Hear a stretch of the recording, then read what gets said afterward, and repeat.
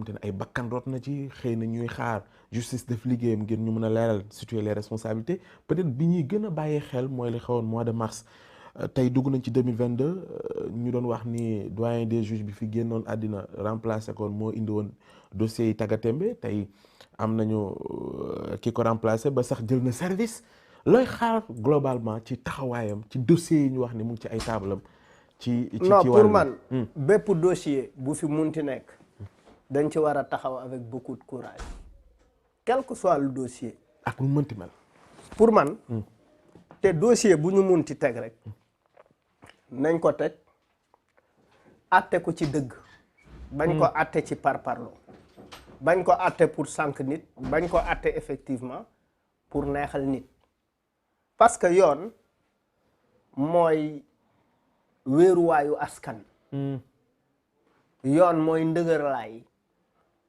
yu réew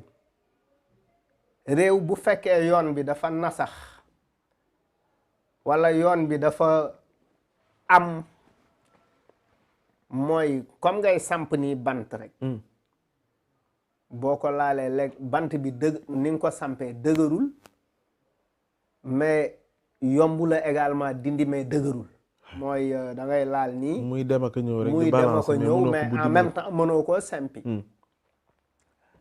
alors que dafa war a samp ba kenn du ko mën a sempi ba pare njaaxaanaay c'est important balance parce que effectivement bu ñu nekkee ci benn dëkk boo xamante ne yoon ñemeetul wax dëgg walla yoon dafay wax dëgg selon mooy réew moomu sànku na waaw te da nga jàpp ni yooyu yëpp dafa firndewu ci at mi ñu génn non en fait aujourd'hui le droit il est dit booy xool en fonction de xam nga bu président taxawee ne am na dossier yoo xamante ne maa si teg samay conc walla nit ñu jàpp ni nit man malal nga jël suma exemple par exemple man ma am problème ak yoon wóolootuma yoon parce que jàpp naa ni yoon du wax yoon te bu yoon waxul yoon rek effectivement suñu diggante ak yoon noono diggante yoon ak askan wi noonoo li askan wi lay mujj doon noonu yoon te askan bu demee ba doon noonu yoon dafay wuti beneen wéeruwaay dafay xool ñi koy jàppale pour yaakaar ci ñoom moom moo tax effectivement boo gisee saa yu yoon waree atte benn dossier bu ñu jàpp ni yoon namu ci wax yoon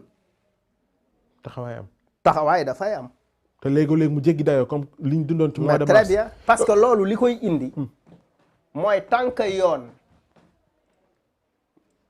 que ñu ngi jël yoon di ko manipuler yooyu lay jur mais tamit yéen parce que souvent da ngeen koy wax nii yoon jeng na mais pour ngeen indi ci ay éléments yuy firnde dëgg ni jeng bu yoon souvent dafay jafe ci dossier bii maanaam pour parler beaucoup plus concret ci dossier Ousmane Sonko Adji Sarr ci 2022 bi dafa war a leer pour man bu ñu attewul dossier bi d'une manière très claire buñ ko attewul c'est-à-dire que tout attewu buñ ko attewul d'une manière boo xamante ne yoon rek a tax mooy amuñu justice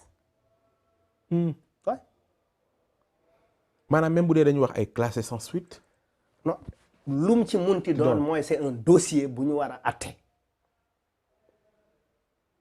dañ ko war a atte mu jeex benn yoon et puis on passe à autre chose parce que tant que atte wuñ ko on aura deux camps qui vont se regarder en champ de faïence kii daraan effectivement dossier Adji Sarr Sonko dañ ko def nii juste pour mu mel ni benn épée de Damoclès ci bopp Ousmane Sonko ñu ne effectivement Khalifa Sall wala Karim Wade wala tel effectivement épée de Damoclès parce que amnistie guñ leen donc en fait loolu dafay indi tension ci biir réew mi te loolu li koy régler mooy ñu atte ko d'une manière juste et il faut qu'on ait des magistrats très courageux. Est-ce que vous avez l'impression que ni ci changement yi ñu indi nii que ni ci loolu la ñu jëm mooy fexe atte ko atte bu jaar yoon. waaw mais on verra les actes que poseront effectivement ñi nga xamante ne actes yi nga xamante ne ñi nga xamante ne ñoom lañ fal.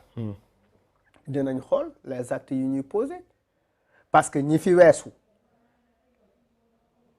kole nañ leen motifu ni effectivement vous n'êtes pas là pour la République, vous êtes là pour le président de la République. Oui.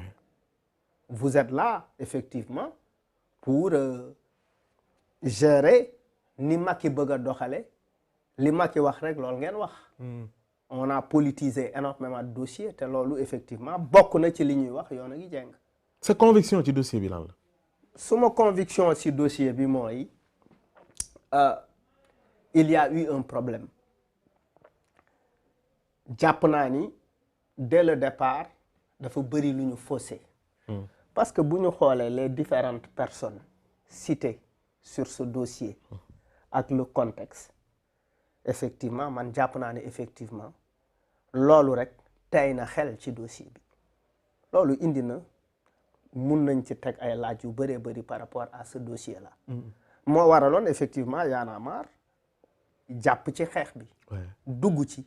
Parce que jàpp nañ ni effectivement on cherchait à museler un opposant on cherchait à l'éliminer te buñ ko éliminer woon foofu mooy jeexal nañu le processus de confiscation de la démocratie au Sénégal mooy ki nga xamante ne moo ci desoon après avoir éliminé Karim tel ki nga xamante ne di Ousmane Sonko muy un opposant fort très important dans l'animation de la démocratie ñu ngi koy fexeel à travers une personne li tax ma naan ñu ngi koy fexeel à travers une personne mooy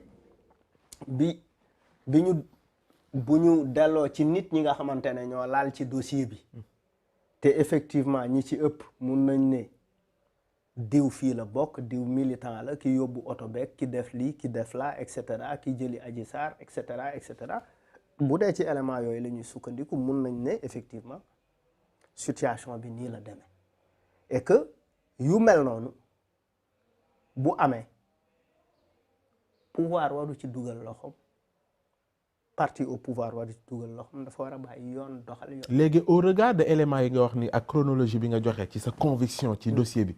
jàpp nga ne bu ñu demee ba atte ko bu waroog sa conviction yi mooy ni lu lay bett lay doon. waaw.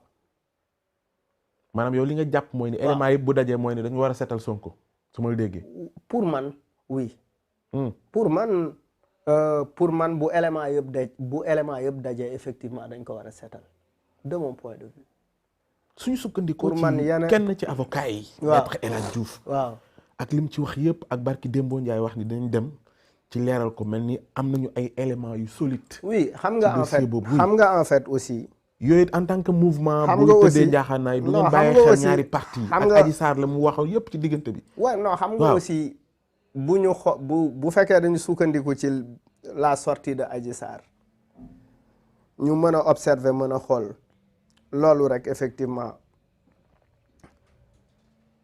si on est un bon magistrat. atte na situation bi. bu ñu sukkandikoo effectivement ci la sortie de Adji Sarr. comment effectivement sa communication a été organisée effectivement bëri na affaire yu cuune yu si am quoi. alors que yooyu c'est indigne d'un pays sérieux. waaw et que je pense que Maître El Hadji Diouf est allé trop loin. ah oui parce que ëllëg am na yooyu jar a bàyyi xel la quoi. am na foo xamante ne man par exemple du ma fa egg ak mon pire ennemi. aduna jaraluma ko. kon finalement affaire de ennemi la affaire de. oui parce que après loolu lay niru. parce que en fait xam nga man lan la sentiment boobu nga am. xam nga en fait gis nga Amath Dansokho yàlla na ko yàlla yërëm il s'opposait à Wade mais Diouf s'opposait à Wade s'opposait à Diouf mais tolluñu woon ci opposition laa si gisuma si woon haine. Mais aujourd'hui, quand on sent dans le jeu,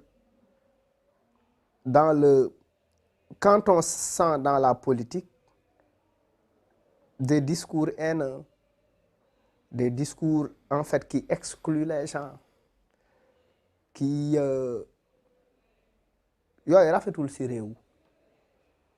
ñan ñoo encouragé loolu ñan ñoo promouvoir non loolu. pour man en fait c'est ñàkk culture politique la boo amul culture politique effectivement say argument ci yooyu rek la mun a da ngay am ay argument extrémiste.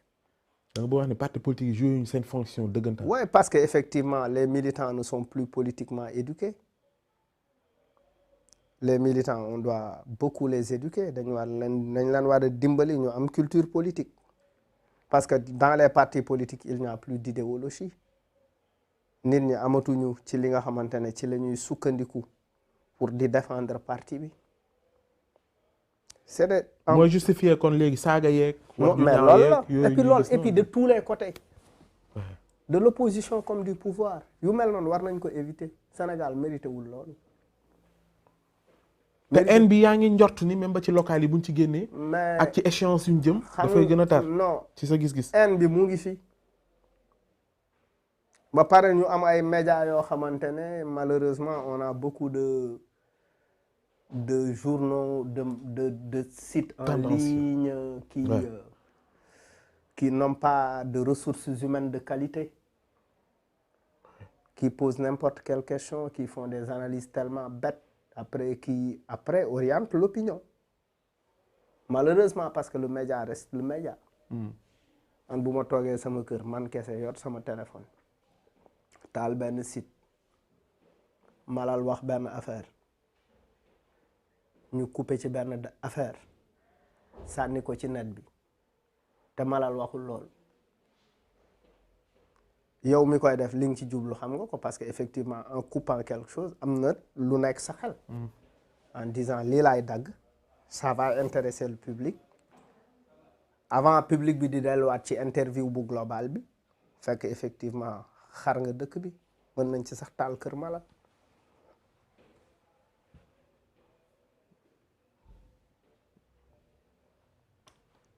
looloo fi ne maanaam cocktail bu explosif nga ñuy présenter nii. oui il faut que responsabilité oui il faut ku ci nekk daf ci am une responsabilité. Le citoyen doit être très objectif le militant doit être très objectif même par rapport à son candidat. Man je ne suis jamais un candidat de manière aveuglée. Un candidat je le suis mu may wax may am sañ-sañu bu waxee dara.